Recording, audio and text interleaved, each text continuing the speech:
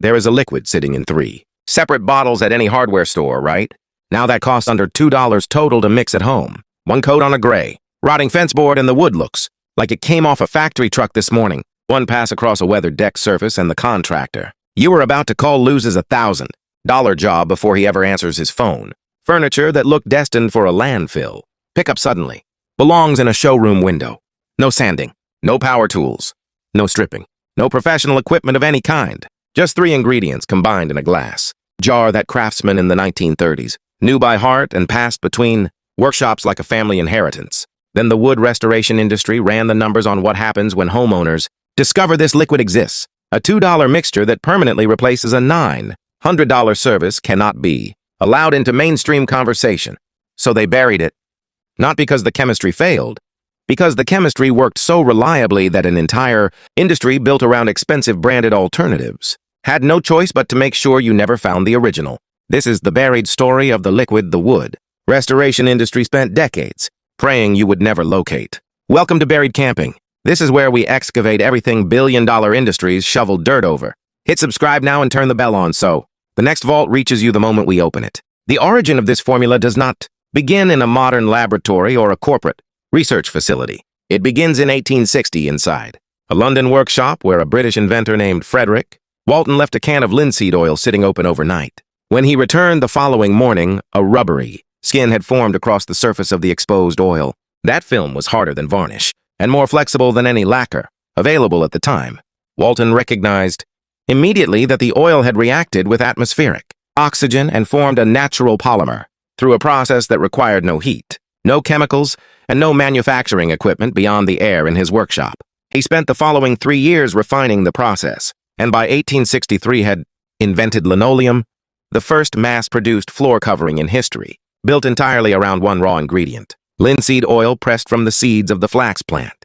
But the story of this oil extends back far beyond Victorian England. The flax plant ranks among the oldest cultivated crops in recorded human history, grown across ancient Mesopotamia for both fiber and seed oil simultaneously. Egyptian burial sites contain linen, fabric woven from flax that remains structurally intact after 4,000 years. Underground, in ancient China, woodworkers discovered that pressing flax seeds produced a golden oil that penetrated timber grain and hardened over weeks into a protective barrier that repelled moisture and resisted physical damage. That discovery represents the first recorded wood finish in human history. Not polyurethane manufactured in a petrochemical plant, not synthetic sealant developed in a corporate laboratory, oil from a seed pressed by hand and rubbed into wood with a cloth. For centuries across Europe, every cabinet maker, shipwright, and furniture craftsman used linseed oil as the foundation of their entire practice. Medieval builders combined it with lead oxide to produce boiled linseed oil, which cured harder and faster than the raw pressed form. Cathedral doors in Germany treated with this oil during the 1500s remain standing today. British naval vessels coated their deck timbers with linseed oil before Atlantic crossings, and the wood survived saltwater exposure, tropical sun, and the physical punishment of ocean warfare across multiple campaigns. Then in the 1950s, the petrochemical industry introduced synthetic alkyd resins to the commercial market. Polyurethane, lacquer, and chemical varnish flooded hardware store shelves almost simultaneously. These products applied faster, produced a glossier surface appearance, and generated dramatically higher profit margins per unit than any natural oil-based finish could. Linseed oil cost pennies per gallon to produce at commercial scale. Synthetic finishes cost dollars per unit and required reapplication every 2 to 3 years on any exterior surface. The industry did not abandon the natural formula because the new synthetic products performed better on the wood. They abandoned it because the new products generated predictable recurring revenue streams, and the original formula generated nothing beyond a single purchase that lasted for years. Linseed oil quietly disappeared from prominent hardware store placement within a single decade. Before we continue, I want to give you direct access to something immediately useful. Inside the complete Buried Camping vault, we have assembled every suppressed outdoor and homestead technique the industry removed from public conversation across the past century. Fire-starting methods that military training programs used before classifying them as hazardous. Emergency shelter construction that outperforms $200. Commercial tents at zero material cost. DIY water filtration that engineers tested and documented as genuinely effective. Natural insect repellent formulations that indigenous communities refined across centuries of direct application. food preservation techniques that maintain meat and vegetables for months without refrigeration or electricity. Everything collected in one vault with zero padding and every page, built for immediate real-world use.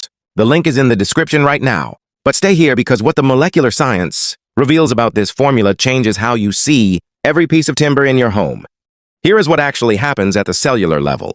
When this liquid contacts damaged wood, linseed oil is a triglyceride, carrying an unusually high concentration of alpha-linolenic acid. That polyunsaturated fatty acid reacts with oxygen through a process called autoxidation.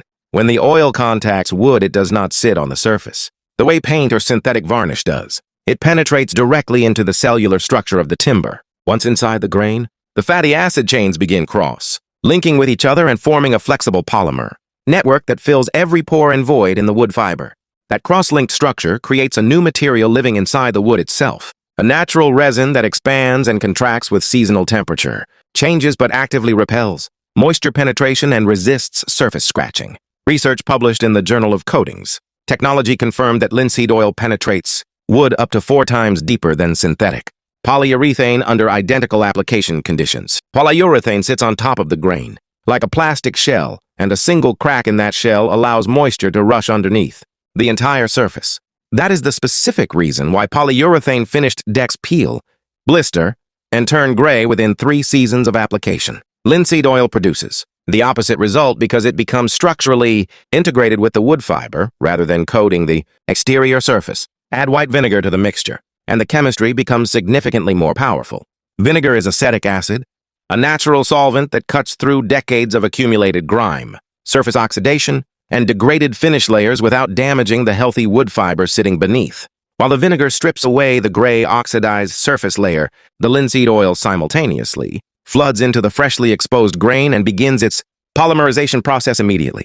The third ingredient completes the formula entirely. Turpentine, a natural solvent distilled from pine tree resin, thins the linseed oil enough that it penetrates twice as deep into the grain and cures twice as fast after application. Without turpentine, the oil pools across the surface and requires weeks to fully harden in normal conditions. With turpentine, it absorbs into the grain within minutes and begins hardening within hours of application. Total material cost for all 3 ingredients at any hardware store runs under $2 per application. A quart of boiled linseed oil costs approximately $4. A gallon of white distilled vinegar costs under $3. A small can of turpentine runs approximately $5 and provides enough solvent for months of regular use. Now compare that investment against what the industry charges for identical results. The national average cost to refinish a 200 square foot deck runs $980 with labor costs alone ranging between $600 and $1,400 for a job requiring 1 to 3 working days. A single piece of antique furniture costs between $300 and $800 at a professional restoration shop. And what chemical foundation do most professional restoration contractors actually use in their work? Oil-based products derived from the identical drying oil chemistry that Frederick Walton documented in 1860. The markup charged to homeowners is not payment for superior skill or advanced chemistry. It is payment for ignorance about 3 ingredients available in any paint aisle. So why does this formula not appear prominently in every hardware store in the country? Why does every contractor behave as though it does not exist? Because the wood restoration industry generates nearly $2 billion annually in product sales alone. The broader American home restoration market reached $210 billion in annual revenue. That is the scale of the financial structure that depends on homeowners never learning what 3 ingredients from a paint aisle can accomplish on a weekend afternoon.